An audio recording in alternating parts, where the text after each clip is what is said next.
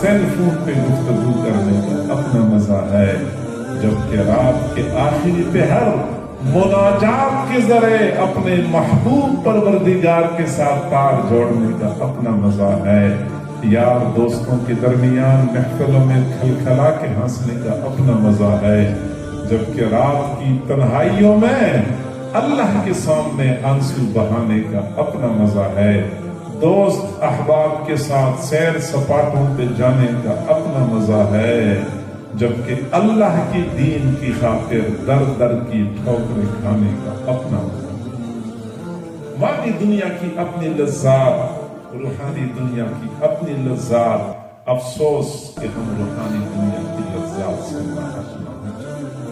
کبھی پتہ چل جائے کہ نماز میں کیا سرور ملتا ہے، نماز پڑھتے ہوئے کبھی ہم تھکیں گے نہیں، کبھی پتہ چل جائے کہ مراقبہ کرتے ہوئے بندے کو کیا نشہ چڑھتا ہے، کبھی پتہ چل جائے کہ مراقبہ کرتے ہوئے کبھی ہم قہر کا شکار نہیں۔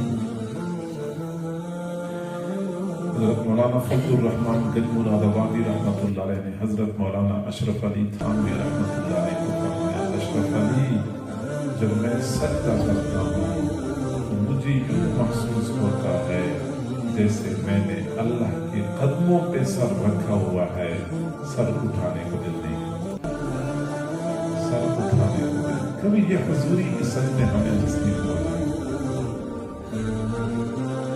اگر ہمیں یہ بات سمجھ میں آ جائے گی کہ وہ جو ہمارے اکابر عشاء کی وضو سے فجر کی نمازیں پڑھتے تھے تو وہ کیسے پڑھتے تھے، آج تو ہمیں یقین نہیں آتا۔ کسی نوجوان سے بات کریں کہ فلاں بزرگ عشاء کی وضو سے فجر کی نماز پڑھتے تھے، کہتے ہیں میں مانتا ہوں، ممکن ہی نہیں ہے۔ اور اسی نوجوان سے کہتے کہ فلاں بندہ عشاء کے بعد دوسروں کی بیٹی سے بات کرنا شروع کر دیتا ہے اور فجر تک باتیں کرتا ہے، کہتے ہیں ہاں یہ ممکن ہے۔ یہ اس لیے ممکن ہے کہ ہمیں اس دنیا کی لذات کا پتہ ہے اور اس دنیا کی لذات کا پتہ ہے۔ یہ تیسرا اثر ہے کہ دل سے آلود ہو جاتا ہے، اور دل پر گناہوں کا چوتھا اثر یہ کہ دل مہر زدہ ہو جاتا ہے۔ ختم اللہ علی قلوبہم، اللہ نے ان کے دلوں پر مہر لگا دی ہے۔ ام علی قلوب اقفالھا، ان کے دلوں کو تالے لگ چکے ہیں۔ وقالوا قلوبنا غلف، وہ کہتے ہیں ہمارے دلوں کے اوپر خلاف چڑھ چکے ہیں، گناہوں کی وجہ سے دل کو تالا لگ جاتا ہے، دل مہر زدہ ہو جاتا ہے۔ حق بات کرتے رہیں، حق بات دل میں نہیں اترتی، قرآن سناتے رہیں، حدیث سناتے رہیں، اللہ والوں کی باتیں بتاتے رہیں، جیسے آئے ہوتے ہیں ویسے ہی واپس چلے جاتے ہیں، اور کہتے یہ ہیں کہ آج کل بولنے والوں کی زبان میں تاثیر نہیں رہی، بولنے والوں کی زبان میں تاثیر نہیں رہی۔ میرے بھائیوں، آپ کا شکوہ بجا ہے، بولنے والوں کی زبان میں تاثیر نہیں رہی، لیکن بولنے والوں کا شکوہ یہ ہے کہ سننے والوں کے دلوں کی دھرتی بنجر ہو چکی ہے، قبول کرنے کی صلاحیت نہیں۔ میں مانتا ہوں میں اپنی بات کروں آپ پر اثر نہ کرے، لیکن میں جب قرآن سناؤں، قرآن تو وہی ہے جس نے آج سے 14 صدیاں پہلے انقلاب برپا کر دیا تھا۔ یہ قرآن ہمیں کیوں نہیں بدلتا؟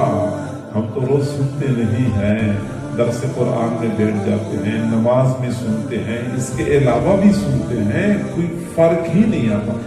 مولانا سید عطا اللہ شاہ بخاری رحمۃ اللہ علیہ فرمایا کرتے تھے، وہ دنیا والوں، میں نے تمہیں اتنا قرآن سنایا، اتنا قرآن سنایا، میں کسی پتھر کو سناتا وہ پتھر بھی نرم پڑ جاتا، افسوس کہ تمہاری اوپر کوئی اثر نہیں۔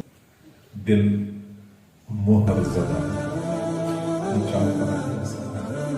دل اندھا ہو جاتا ہے، نتیجہ یہ نکلتا ہے کہ حق باطل اور باطل حق نظر آتا ہے۔ دل سخت ہو جاتا ہے، نتیجہ یہ نکلتا ہے کہ انسان ظاہر میں انسان، حقیقت میں درندہ ہو جاتا ہے۔ دل زنگ آلود ہو جاتا ہے، نتیجہ یہ نکلتا ہے کہ بندہ نیک اعمال کی لذت سے ناآشنا ہو جاتا ہے۔ دل مہر زدہ ہو جاتا ہے، نتیجہ یہ نکلتا ہے کہ دل میں حق معلوم نہیں۔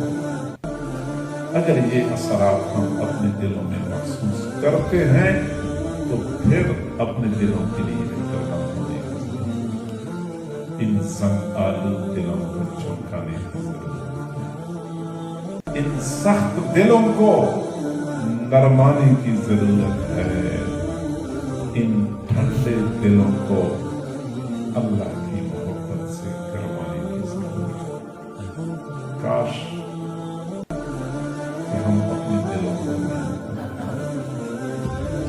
خود نہیں کر سکتے، کسی اللہ والے کا دامن تھام لیں، ان کی صحبت کی بدولت دل بدل، ان کی ایک نظر کی تاثیر ہوتی ہے کہ دلوں میں انقلاب برپا ہو جاتا ہے، زندگیاں بدل جاتی ہیں۔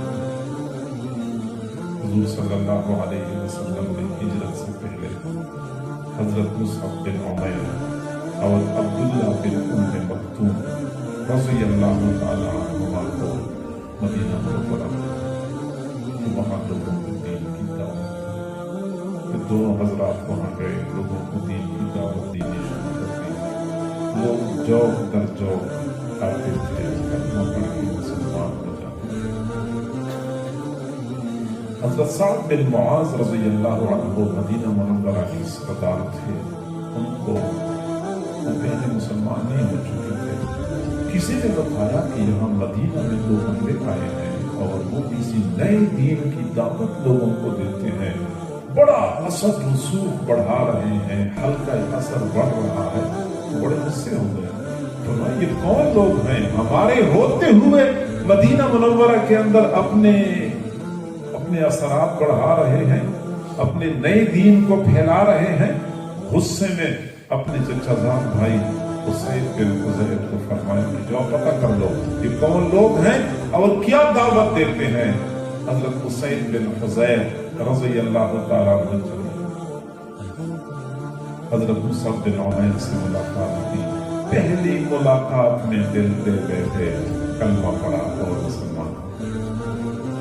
اور جب واپس آ رہے تھے حضرت سعد بن معاذ رضی اللہ عنہ نے دور سے دیکھ لیا، وہ انتظار کر رہے تھے اپنے ساتھیوں کے درمیان بیٹھ کر کہ اسید بن حضیر کیا خبر لے کے آتے ہیں۔ اسید بن حضیر کو دور سے دیکھا تو حضرت سعد بن معاذ نے اپنے ساتھیوں کو فرمایا واللہ قسم ہے، واللہ قسم ہے خدا کی، لقد جاءکم اسید بغیر وجہہ الذی ذہب بہ منکم، اسید جو چہرہ لے کے گئے تھے اسی چہرے کے ساتھ واپس نہیں آ رہے، چہرہ بدل چکا۔ اور دل تو بدل جاتے ہیں، اللہ والوں کی نظر پڑتی ہے، چہرے بھی بدل جایا کرتے ہیں۔ ہم بھی فکر مند ہو جائیں، ہمارے دل کیسے ٹھیک ہوں گے کسی اللہ والے کا دامن تھام۔ اور اگر ہم نے کسی اللہ والے کا دامن تھاما ہوا ہے، ان کے ہاتھ پہ بیعت کی ہوئی ہے، تو اگلا کام یہ کہ مشائخ کے بتائے ہوئے اوراق اور وظائف کی پابندی کریں۔ یہ بھی آج کل بہت بڑا المیہ ہے کہ مصروفیات کی دنیا میں، اس مشینی دور میں لوگوں کے پاس وقت نہیں ہے کہ وہ اپنے دل کی صفائی اور ستھرائی کے لیے کچھ ذکر اذکار کر لیں، کچھ مراقبہ کر لیں، شیخ کے بتائے ہوئے اعمال اوراد وظائف کی پابندی کریں۔ وقت نہیں ہے، کام کاروبار کے لیے وقت ہے، دوست احباب کے لیے وقت ہے، سوشل میڈیا کے لیے وقت ہے، بیوی بچوں کے لیے وقت ہے، نہیں ہے تو اپنی ذات کے لیے وقت ہے، اپنے دل کی صفائی کے لیے وقت نہیں ہے۔ آپ میں سے اکثر حضرات وہ ہوں گے جنہوں نے کسی نہ کسی اللہ والے کے ہاتھ میں بیعت کی ہوگی۔